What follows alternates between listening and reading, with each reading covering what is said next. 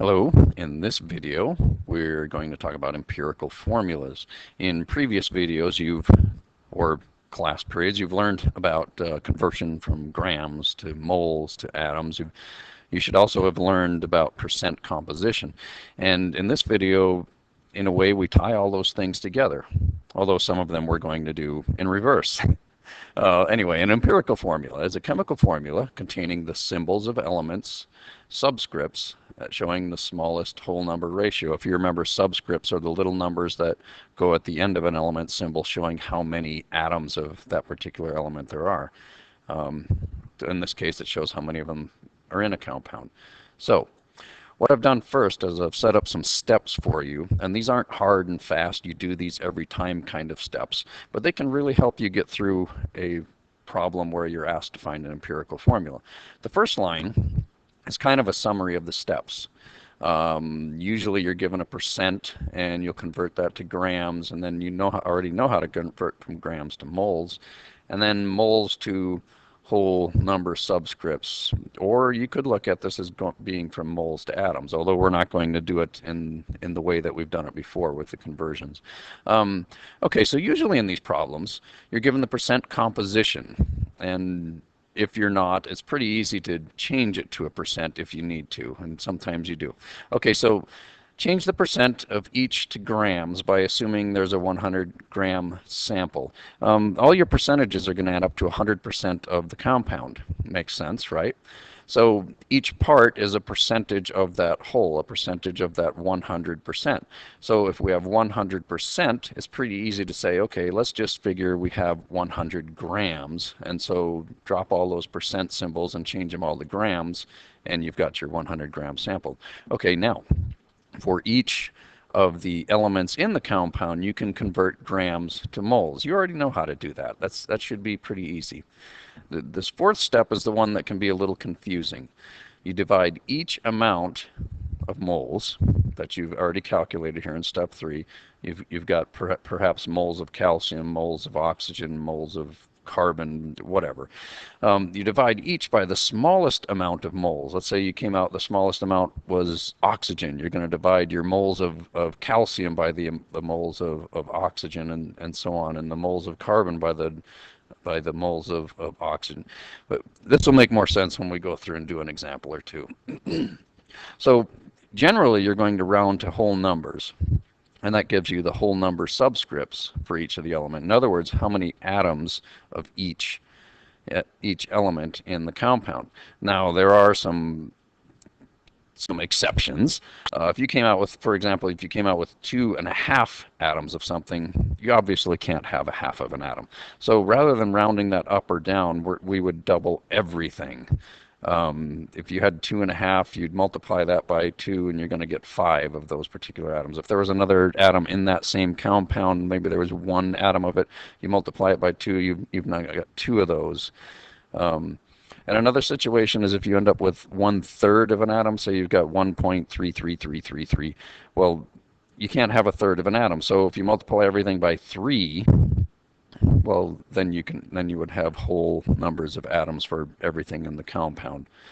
And as far as other fractions or other amounts, for our practical purposes here, we're just going to round them off.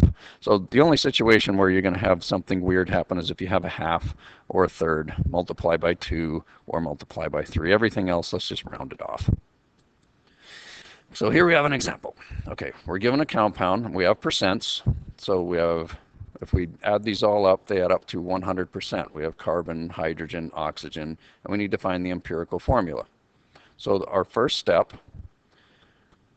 is the change from percents, we're given percents, to grams, and then change our grams to moles, which you already know how to do, and then I'll show you how to do the moles to atoms. Okay, so here we have carbon at 38.7%. Well, since these all add up to 100, let's just say we have 38.7 grams. Seems simple enough, right? Now, converting grams to moles, you just take the grams of carbon, divide it by the atomic mass of carbon, 12.011 from the periodic table, and it gives you 3.22 moles. And we're going to do the same hydrogen, change it. Okay, why don't I just uncover all of these?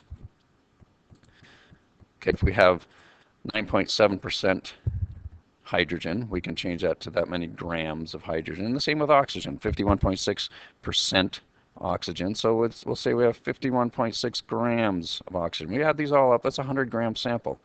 And you know, I already know how to convert all of these to moles.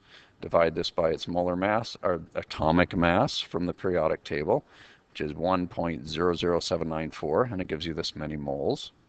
Oxygen, divide it by its atomic mass, 15.9994, and you end up with this for moles. Now, we've got everything in moles. Our smallest one, actually we have two of them tied for smallest one. So it doesn't really matter which of these two we use. We're going to divide each of these amounts by the smallest one. So if we were to take, let's do this, if we were to take 3.22 and divide it by 3.22, because that is the smallest one, that obviously comes out to be 1, doesn't it? So that means 1 atom of carbon. And we do the same thing right here. It's 3.22 is the smallest one, so let's divide by 3.22. Well, that comes out to be about 3. A tiny bit of rounding in that one, but close enough. 3.22 again, divided by itself, 3.22, and we come up with 1. So this tells us how many atoms we have in each of our elemental categories for this compound. And so we're just going to write our formula then. We have 1 carbon, we have 3 oxygens, and we have 1 oxygen. So this right here is our empirical formula for this given compound. I'm hoping this makes sense to you, because now it's your turn to give it a shot.